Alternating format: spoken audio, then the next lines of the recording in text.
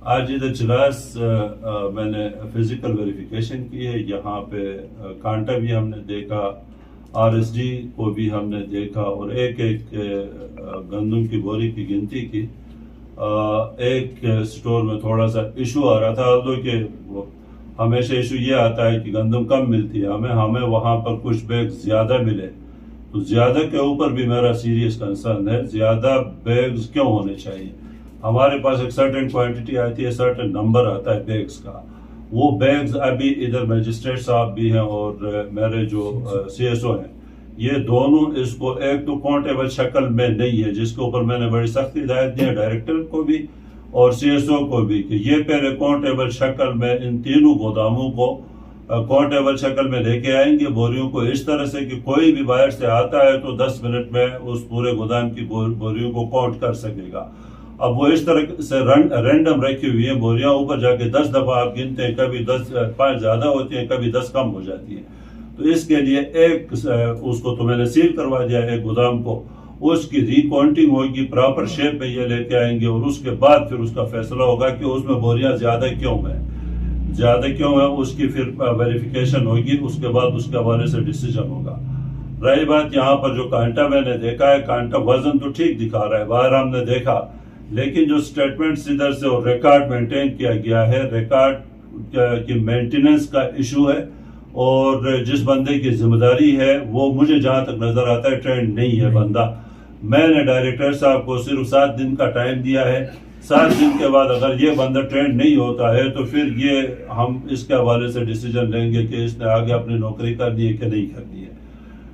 बाकी general message ये है मेरा पूरे गिलगित बल्तिस्तान को कि गरीब के लिए ये गंदम आती है सब्सिडाइज भी, वो जो गरीब बंदे का हक है। मेरा मकसद उस गरीब बंदे को उसका वो जितने केजी भी आता है, 5 केजी आता है, 4 केजी आता है, 7 केजी आता है, गंदम आता है, आटा आता है, उस गरीब को तांगीर के आगे सतिल में भी, दारेर के आगे गबर में भी, थोर के वैली के अंदर भी, हुडूर वैली के अंदर भी, जहां भी गरीब बंदा जिसकी आवाज कहीं भी नहीं पहुंचती, उस तक बगैर चिल्लाए, बगैर चीखे, बगैर रोए वो उसका हक उसको मिल जाए। बेशक वो आगे गिजर के किसी कोने में, बेशक सिकरदू के किसी कोने में, बेशक खरमंग के, शीगर के, अच्छा इधर आए आप हुंजा नगर के, गिलगित के किसी डिस्ट्रिक्ट के, कहीं किसी कोने में कोई ऐसा गरीब उसको उसका हक उसके घर के दरवाजे पे मिले। अच्छा, डीलर्स के हवाले से आपको पता चल गया होगा, हमने सारे डीलर्स खत्म कर दिए हैं और उनकी रिप्लेसमेंट हो रही है, फौरी तौर पर रीअपॉइंटमेंट हो रही है। तमाम डीलर्स, नए डीलर्स मुकर्रर होंगे। नए डीलर्स का तरीकेकार मैंने ये रखा है कि जो डीलर मुकर्रर होगा वो जो कंज्यूमर्स होंगे उस डीलर के नीचे जितने कम्युनिटी के लोग होंगे, उनकी मर्जी से उनके एतमाद के बंदे को सीएसओ मौके पर खोज जाएगा। इसलिए मैंने इनको तकरीबन कोई 25 दिन का टाइम दिया है। 31 अगस्त तक इन लोगों ने ये सारा प्रोसेस करना है। जहां जाते हैं डीलर के हवाले से वो मुंतखिब करते हैं, वहां पिछला डीलर फारिग हो जाएगा, नया डीलर उस दिन से आगे अपना काम कंटिन्यू करेगा और ये 25 दिन के अरसे में 31 अगस्त तक ये सारा प्रोसेस कंप्लीट होगा और 1 सितंबर से हर जगह नया डीलर आ चुका होगा। और ये अरसे से ये भी नंबरदारी वाला सिस्टम बन गया है इधर के, जी एक डीलर बना है, पिछले 10 साल से डीलर चला आ रहा है, तो ये आगे ये सिलसिला नहीं चलेगा। अब डीलर सिर्फ 1 साल के लिए बनेगा, इस साल तो सिर्फ 10 महीने के लिए बनेगा। 30 जून को इस डीलर की मियाद खत्म होगी और इसके लिए मजीद शर्त उसके ऊपर यह रखी है कि वही कम्युनिटी जो है उस डीलर के ऊपर अपने एतमाद के 4 बंदों की फूड कमेटी बनाएगी, वो उनकी निगरानी करेगी और फूड कमेटी से हम सीएसओ को अगर इनको अभी भी कम्युनिकेट नहीं हुआ है तो इनको आप बता दें डायरेक्टर साहब के, बाकी डायरेक्टर साहिबान भी, कि वो उनको हिदायत करें कि जो फूड कमेटी है उससे बाकायदा एक एफिडेविट लेंगे, उसके ऊपर वो स्टाम्प पेपर के ऊपर लिख के देंगे कि कम से कम 2 की प्रेजेंस मस्ट होगी जब डिस्ट्रीब्यूशन होगी। महीने में 4 दफा डिस्ट्रीब्यूशन होती है, 4 के 4 दफा कम से कम 2 ऐसे बंदू को सिलेक्ट करें, ईमानदार बंदू को, जो टाइम स्पेयर भी कर सके, उन 4 दिनों में आकर कम से कम 2 मौजूद हो। और रजिस्टर के एक कॉलम को मैंने इनसे कहा है कि उसके ऊपर कंज्यूमर का सिग्नेचर होगा जिसको गंदम जाती है, और उसी पेज के ऊपर डिस्ट्रीब्यूशन के बाद जो फूड कमेटी के जो 2 मेंबरान मौजूद होंगे उनके सिग्नेचर भी होंगे। ये सारे इकदाम ट्रांसपेरेंसी को, फेयर डिस्ट्रीब्यूशन को, फेयर प्ले को इंश्योर करने के लिए जा रहे हैं और अल्लाह करेगा इंशाअल्लाह इस वक्त जो हमारे चीफ मिनिस्टर साहब हैं, चीफ सेक्रेटरी साहब हैं, ये सारे इसके ऊपर ऑन बोर्ड हैं और उनकी तरफ से मुझे डायरेक्टिव्स भी है कि इस सिस्टम को जिस तरह से भी ट्रांसपेरेंट आप बना सकते हैं बनाएं। कुछ जगहों पर काफी सीरियस किस्म की चीजें मुझे छापों के दौरान मिली है, उनकी इंक्वायरियां हो रही हैं और मैं यह आपको यकीन दिलाता हूं उसमें मुझे बेशक वो ऊपर डायरेक्टर इन्वॉल्व हो, बेशक नीचे जाके डीलर इन्वॉल्व हो या बिल वाला इन्वॉल्व हो, ABCG कोई भी इन्वॉल्व है उसको मैं मिसाल बनाऊंगा ताकि आइंदा गरीब की गंदम को से कारोबार करने की कोई जरूरत नहीं कर सकेगा।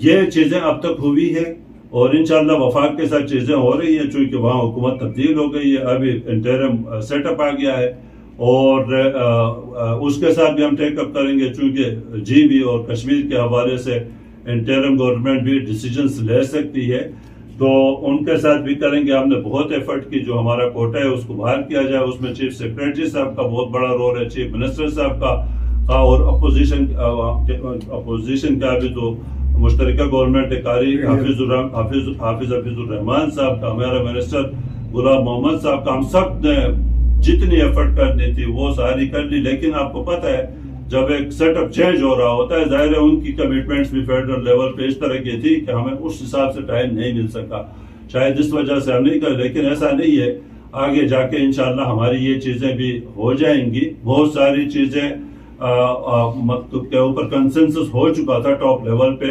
लेकिन ये इस वजह से जो उधर तब्दीली आई है उसकी वजह से मैच्योर नहीं हो सके, डिसीजन नहीं हो सके और आगे जैसे हुकूमत बैठती है इसको दोबारा इंशाल्लाह टेकअप किया जाएगा। ऊपर लेवल पे चीजें बहुत सीरियसली इनको देखा जा रहा है तो ये चीजें और ये जो अच्छा मिलों के ऊपर डिसीजंस गिलगित में भी हुए हैं। 6 मिलों को मैंने 6 मिलों का कोटा बंद कर दिया है जो गोस्ट मिल्स थी, मिल एग्जिस्ट नहीं करती थी और उस मिल का कोटा दूसरी मिल को जा रहा था। यहाँ पर मैंने आपके आगे देखा जी एक मिल को 3 मिलों का कोटा जा रहा है, तो मैंने इनको हिदायत की उसकी हमारी ये फॉर्मेलिटी है, CSO नोटिस देगा, अगर उस मिल में कोई इशू है तो मिल ओनर सिर्फ ओनर रन कर सकता है, ये भी मैं आपको बता दूं, मिल को रेंट आउट नहीं किया जा सकता, एग्रीमेंट है मिल वालों के साथ हमारा। तो मिल अगर किसी ने रेंट आउट किया है तो उसको भी सील किया जाएगा और हैवी जुर्माना है इसके ऊपर, 25 लाख तक जुर्माना, 2.5 मिलियन तक जुर्माना हो सकता है। और अगर मिल फंक्शनल नहीं है, उसका कोटा मिल रहा है तो वो कोटा भी बंद होगा। मैंने डायरेक्टर साहब को हिदायत की है कि अगर ऐसी कोई मिलें हैं तो इनको एक नोटिस दे दें, इतने टाइम पीरियड के अंदर उसके अंदर जो इशू है उसको ओनर रिजॉल्व करेगा, अगर रिजॉल्व नहीं करता है तो उसका कोटा बंद होगा और जितनी फंक्शनल मिल्स हैं उनके दरमियान इक्वली फिर वो कोटा डिस्ट्रीब्यूट होगा। डिस्ट्रिक्ट एडमिनिस्ट्रेशन को भी साथ देके ये फिर इंशाल्लाह उसको फेयर तरीके से डिस्ट्रीब्यूट करेंगे।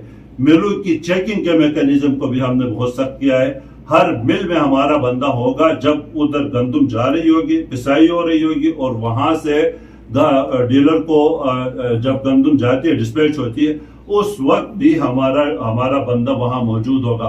अगर डायरेक्टर साहब आपने इधर नहीं किया है, डायरेक्टर्स इसके ऊपर इशू हो गए हैं, आपने इधर भी इंश्योर करना है कहीं से मैनेज करके भी, क्योंकि आपका जो गंदम जब इधर से जाती है, गोदाम से जाती है मिलों को, सेल डिपो आपका खाली होता है तो उसके बाद सेल डिपो वाले का उन दिनों में काम नहीं रहता तो उसकी ड्यूटी उधर लगाए, ठीक है, लगा के इसको इंश्योर करें कि वहां भी हम ट्रांसपेरेंसी को, और कोई पिसाई करते हुए फाइन आटे की पकड़ा गया मिल सील होगी, ठीक है। उसके अलावा चोकर के हवाले से भी हम डिसीजन ले रहे हैं, आल्दो के पहले एक डिसीजन हुआ है कि चोकर जो है मिल वाले का बेशक मिल वाले का हो, लेकिन एक तो यह है कि लोकल मार्केट में उसकी सेल होगी, नंबर 1 जो मेरी अंडरस्टैंडिंग है।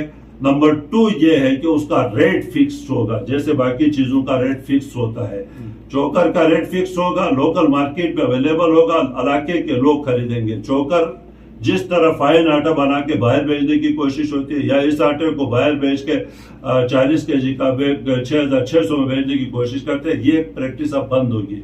और चेक पॉइंट्स को भी हम बहुत सख्ती से देखेंगे आइंदा के लिए। मैं इस्लामाबाद गोदाम को भी चेक करके आया हूं, जो उधर इकदाम उठाए जा सकते थे उसके ऊपर भी हमने डिसीजंस लिए हैं। ठेकेदारों के हवाले से भी बहुत सख्त डिसीजन लिए जा रहे हैं। अगले हफ्ते में ठेकेदारों के साथ इंशाल्लाह मीटिंग करूंगा और उसमें बहुत सख्त डिसीजन दिए जाएंगे। और आपकी जो गंदम है, गिलगित बल्तिस्तान के गरीबों की जो गंदम है, उसके टाइमली जो ट्रांसपोर्टेशन है, उसको अगर कोई ठेकेदार यकीनी नहीं बनाएगा तो उसके ऊपर जो भी लीगल एक्शन बनता है वो लेंगे, ताकि वक्त पे आपकी गंदम पहुंचे, वक्त पे आप तक ये चीज हो जाए। और कोई चीज रहती तो नहीं है। ऐसे मैंने डिसीजन लिया, एक दफा फिर बता देता हूँ, ये जो पर्चियां एक जमाने में हमने भी दी है पर्चियां, वो उस वक्त गंदम इतनी वाफर मिकदार में होती थी कि पर्ची देने से फर्क नहीं पड़ता। अब गंदम के ऊपर 30% कट लगने के बाद गरीब बंदा रो रहा है। और इधर से जो इन्फ्लुएंसर लोग हैं, ठीक है, हमारे अपने लोग, एडमिनिस्ट्रेशन के हमारे लोग, मैं कमिश्नर था तो मैं पर्ची दे रहा हूँ जी, डिप्टी कमिश्नर दे रहा है, एसी दे रहा है, इधर से एसपी दे रहा है, उधर से कोई और ऑफिसर जिसका भी, अच्छा उधर से मतलब कोई इलाके का बड़ा नोटेबल, कोई भी ABCG कोई भी है, ठीक है जी।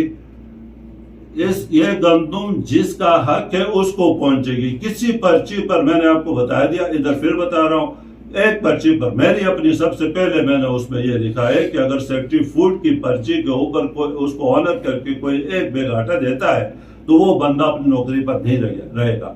और मैं ये भी बता दूं कि मैं इसको तरीके से चेक भी कर रहा हूं, ठीक है। और बंदा फंसेगा जो पर्ची पर देता है, वो फंसेगा किसी तरीके से। मैं जीबी में सवाई उमजा नगर के हर जगह रहा हूं। ये एडमिनिस्ट्रेशन के सारे लोग जितने भी हैं, अब मंजूर इधर आ गया, ये इनको मैंने नहीं बुलाया था, ठीक है ना। ये इसलिए आए हैं कि मेरी इनके साथ एक अरसे की एक एफिलिएशन है, ठीक है ना। और सबको सब जगह से सपोर्ट भी मिलेगी आपको, लेकिन 2 नंबरी करेंगे तो यही लोग होंगे जो आपको फंसाने में भी मेरी मदद करेंगे। ये भी मैं आपको बता दूं, ठीक है। मेरे अपने लोग भी होंगे, जरूरी तो नहीं, ऐसा तो नहीं फूड डिपार्टमेंट में सब कोई चोर तो नहीं बैठे, ठीक है ना। इधर भी बहुत ऑनेस्ट लोग बैठे हैं, अंदर से भी होगा, बाहर से भी। उसके अलावा सोर्सेज भी है जिनके जरिए हम वेरीफाई कराते हैं, जिज्म की ऑथेंटिसिटी को चेक कर सकते हैं। तो बहुत सारे तरीकों से हम करेंगे और इंशाल्लाह ट्रांसपेरेंसी को हम यकीनी बनाएंगे। और जो भी स्टेप लिया जा सकता है इस गरीब के आटे को उस तक पहुंचाने के लिए, उसके हक को उस तक पहुंचाने के लिए, वो स्टेप हम इंशाल्लाह लेंगे। जहां लीगल का ही कवर उसके लिए चाहिए होगी, उसके लिए गवर्नमेंट के पास भी रिक्वेस्ट लेके जाएंगे। लॉ में, रूल्स में, एक्ट में कोई अगर इस तरह का लेकोना है तो उसको भी इंशाल्लाह हम दूर करेंगे। Thank you.